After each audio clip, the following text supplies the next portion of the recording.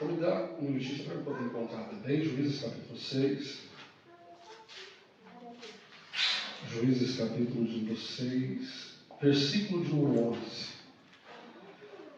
Então o anjo do Senhor veio, assentou-se debaixo do carvalho que está em Ofra, que pertencia a Joás, a Mesrita, e Gideão, seu filho, estava malhando trigo para o salvar dos midianitas. Irmãos, Gideão é um exemplo típico de uma pessoa que não se conformou com a situação que ele estava vivendo. Juízes narra o período onde Israel, em determinados momentos, ele era visitado por nações vizinhas, e essas nações vizinhas, em algum momento eram os midianitas, em outras nações os filisteus, os amalequitas, e eles traziam uma opressão para Israel. Enquanto Israel estava firme na presença do Senhor, enquanto Israel estava servindo ao Senhor, enquanto Israel estava servindo a Deus com muita vontade, Deus estava abençoando Israel. Mas quando Israel se desviava e se afastava do Senhor, o eterno Deus permitia que nações vizinhas viessem contra eles e os escravizassem. E nesse tempo de escravidão, nesse tempo de sofrimento, então eles se voltavam para Deus. E Deus levantava alguns homens como juízes, como libertadores. Esses homens, é o caso de Gideão que nós vamos comentar nessa noite, o caso de Sansão, Eude, Jefté, tem até a profetisa, ou a juíza Débora, entre outras pessoas. Enquanto Israel está sendo oprimido, então Deus permitia e levantava uma pessoa, e essa pessoa com ousadia, com graça, levava o Israel a lutar pela sua liberdade. E uma dessas pessoas é Gideão. O texto diz o seguinte, que Israel está sendo dominado pelos midianitas. E tudo que Israel plantava, no momento da colheita, quando eles iam colher, os midianitas vinham e levavam as suas colheitas embora. Então aquele povo trabalhava, plantava, mas na época de desfrutar da colheita, os inimigos vinham e levavam embora. Gideão não aceitou essa condição. Gideão não aceitou isso que estava acontecendo. O que ele fez? Ele traçou uma estratégia, porque o texto diz assim que quando o anjo chega, Gideão, primeiro, olha o texto que começa dizendo, então o anjo veio e assentou-se debaixo do carvalho, que está em Ofra, que pertencia a Joás, o Abesita, e Gideão, seu filho, estava malhando o trigo no... Duas coisas que Gideão faz. Ele colhe o trigo. Quando se colhia o trigo, levava o trigo para a eira, porque o trigo, ele era massacrado, e depois pegava-se uma pá, jogava para cima e o vento batia, e levava a palha embora, ficava só os grãos. Os irmãos estão entendendo? Só que Gideão sabia que se ele fosse malhar o trigo num lugar aberto, os inimigos veriam ele trabalhando, e viria até ele, pegaria a sua produção e levaria embora. Ele disse, a minha produção não vai levar não. O que eu sacrifiquei para ganhar, você acha que o inimigo vai levar? Vai não. Então ele viu aonde tinha um grande carvalho. O carvalho é uma árvore grande, imensa. Ele fez um lagar. O que é o lagar? Era onde levava-se a uva, e as pessoas então pisavam a uva. Então, o lagar era o lugar onde trabalhava-se com uva, e não com trigo. Mas Gideão traçou uma estratégia para que o inimigo não roubasse a sua colheita.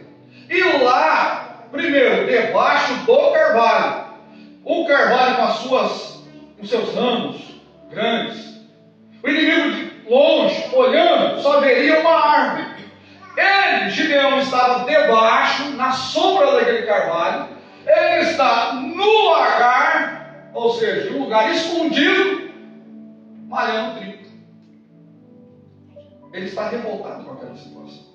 Ele não está conformado com aquele momento que ele está vivendo.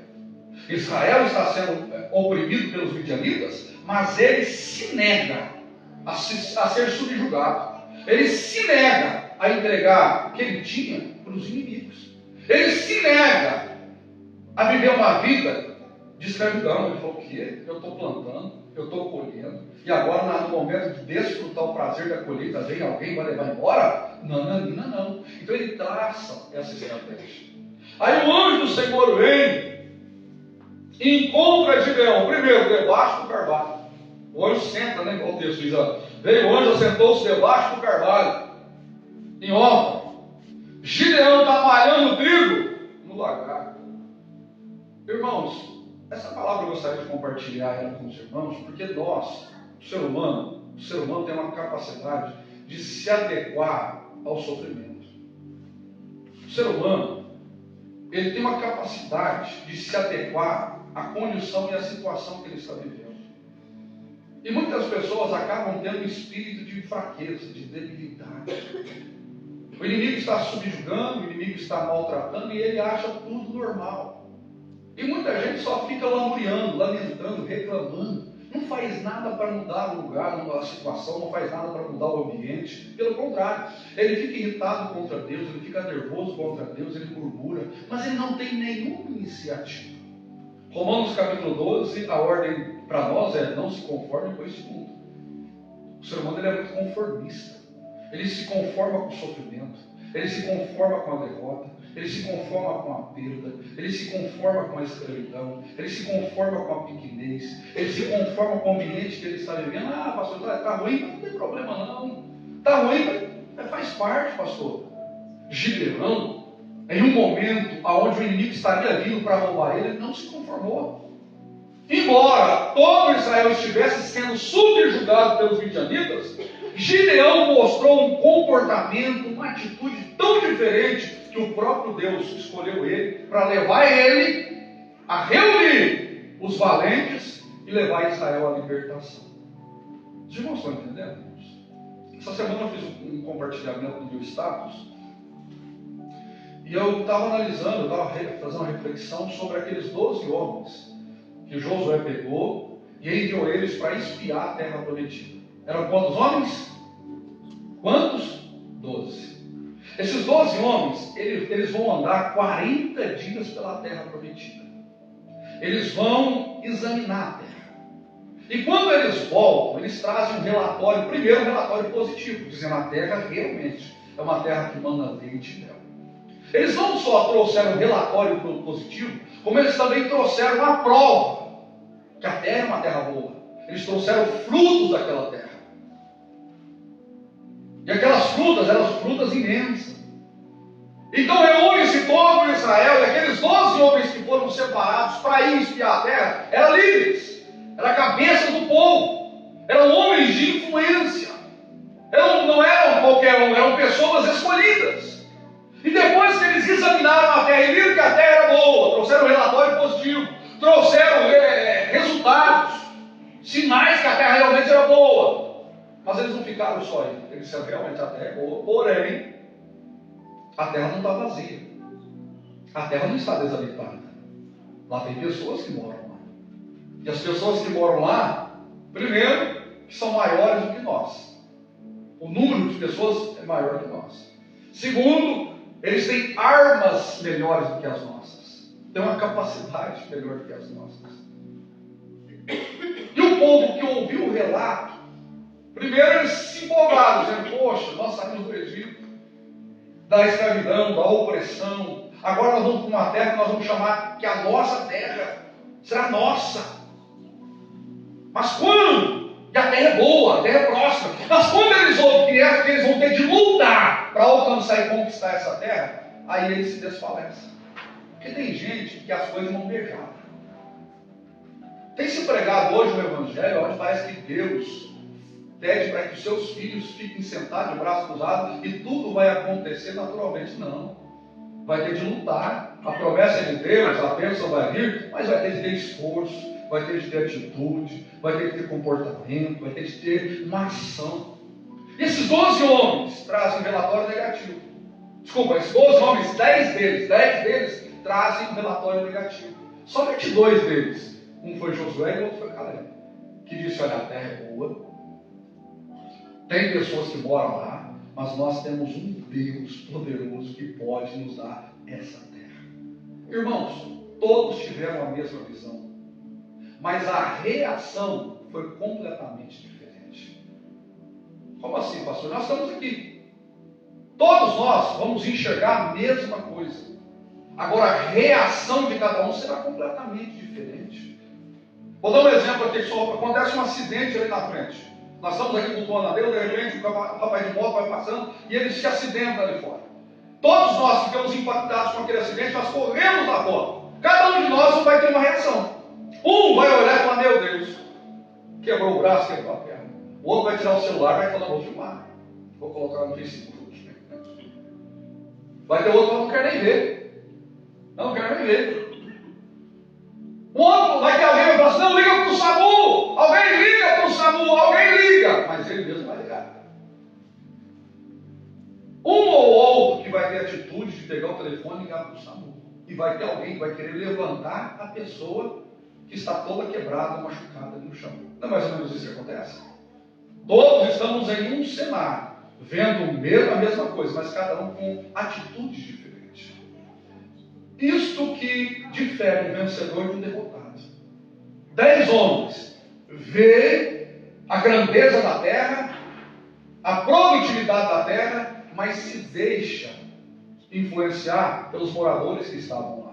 Somente 2 homens que não se deixaram influenciar pelo relatório negativo. Antes eles confiaram que o Deus que os enviou daria aquela terra para eles. Meu amado irmão, Gideão, no meio de uma nação toda, foi o único homem que no meio daquela opressão teve uma atitude. Ele não se conformou com aquilo. Ele não abaixou a cabeça. Pelo contrário, ele disse, vai mudar as coisas. Ele fez alguma coisa, embora fosse pequena para os homens, mas isso chegou ao coração de Deus. Isso chegou aos olhos de Deus, a ponto de Deus escolher aquele homem. Os irmãos estão entendendo? O que faz Deus separar, escolher uma pessoa da outra? Não é simplesmente a soberania de Deus. A gente fala, mas Deus é soberano, Ele escolhe. Sim, irmãos. Mas Gideão demonstra para Deus uma atitude, um comportamento completamente diferente das outras pessoas. Enquanto os outros aceitaram que eles estavam vencidos, enquanto os outros estavam colhendo e permitindo que o inimigo levasse a sua colheita embora, enquanto os outros não faziam nada, Gideão falou, o meu não vai levar. Aonde tem uma árvore grande aqui? O carvalho. Então se os inimigos subirem lá e olhar aqui, não vai ver ninguém. Largar, mas aí não é lugar propício para malhar o trigo, não tem problema. Eu vou usar os meios que eu tenho, mas o inimigo não leva. Os irmãos estão entendendo? Os inimigos não levam. Os inimigos não levam. Eu não me conformo com essa situação. Eu não vou me deixar ser subjugado por essa situação. Crente é assim, meu amado, nós agimos por fé. E a fé nos faz ser vitoriosos, revolucionários, transformadores. A fé não faz você olhar para o ambiente e se achar um pior, o patinho feio, o derrotado. Não, a fé faz com que você desabroche em você uma coragem, uma audácia, uma valentia, uma disposição, uma capacidade de mudar o ambiente, de mudar a situação, de mudar a circunstância, de mudar aquilo que você está vivendo. O inimigo não vai levar aquilo que eu não tenho tanto para colher. O inimigo pode ser mais forte, mais hábil, ter armamentos melhores. Eu posso ser pequeno, posso ser incapaz de enfrentá-lo, mas eu vou usar uma estratégia para esconder aquilo que é meu dele. Ele não vai levar. Os irmãos estão entendendo, irmãos? Esse é um homem de fé, esse é um homem de ousadia, semelhante aos 2 homens Caleb e Josué. Veio o inimigo maior, mas fala, o nosso Deus vai mudar a situação. Os irmãos estão entendendo a mensagem dessa noite? Vamos continuar aqui. Então o anjo do Senhor ele apareceu e lhe disse, o Senhor é contigo, varão maldoso. Isso aqui era para Gideão falar e depois estranhas, Deus é comigo. Mas foi isso que Gideão fez? Não. O que Gideão disse? Ah, Senhor meu, se Deus é conosco. Não, preste atenção, os irmãos estão com a sua Bíblia aberta? Abra sua Bíblia, eu quero que você acompanhe comigo a diferença daquilo que o anjo fala com Gideão e a resposta de Gideão para o anjo. quero que você compartilhe comigo a resposta. Abra sua Bíblia, eu quero que você acompanhe comigo. O anjo do Senhor lhe apareceu e disse: o Senhor é contigo. Algo pessoal, particular. Os irmãos encontraram? Juízes capítulo 6, versículo 12. É algo pessoal, é algo particular. E qual foi a resposta de Gideão? Ah, Senhor meu, se o Senhor fosse comigo. Está escrito aí. Dessa forma, irmãos. Se o Senhor fosse conosco. Gideão está dizendo assim, ó, o anjo fala para ele lá, Deus é com você, mano. Ele fala, se Deus fosse conosco. Gideão, esse conosco está colocando a sua família. Esse conosco ele está colocando a sua tribo. Esse conosco ele está colocando todo Israel. O anjo fala no particular, no pessoal, no individual. Como se o anjo chegasse aqui e falasse: Cícero, eu sou com você. E o Cícero fala: o Senhor é conosco, com a igreja Vidas para Cristo. Ele não somente assume a responsabilidade por todo Israel. Ele não é mesquinho, não. Ele não fica completamente orgulhoso sobre Deus é comigo. Olha, Deus não, fala, Deus é conosco. Não, na minha não. Aí olha o relato. Mas Gideão, ai meu Senhor, se o Senhor é conosco, porque tudo isso nos sobreveio. Se Deus é conosco, Ele não está murmurando, reclamando, jogando palavras ao léu, Ele está se dirigindo ao anjo. É ao anjo que Ele está falando. Ele sabe com quem Ele está falando. Tem muito crente que é murmurador, é reclamador, fala para os cotovelos, mas na hora de chegar diante daquele que pode mudar a situação, não chega. Ele fala com os homens, mas nunca fala com aquele que pode resolver a situação. Vou citar o caso daquela mulher que perdeu o menino e foi procurar Gideão, foi procurar o profeta Eliseu. Quando ela deixa o menino morto em casa e ela sai, ela vai encontrando pessoas no caminho. O marido pergunta para ela: vai tudo bem? Ela disse: vai tudo. O filho estava como? Morto. Ela encontra Geazi próximo de Eliseu. E Geazi fala para ela: e aí, mulher, tudo bem? Ela falou: tudo bem. Mas quando ela chega para Eliseu, Eliseu faz a mesma pergunta. E qual foi a resposta dela? Está tudo bem, não.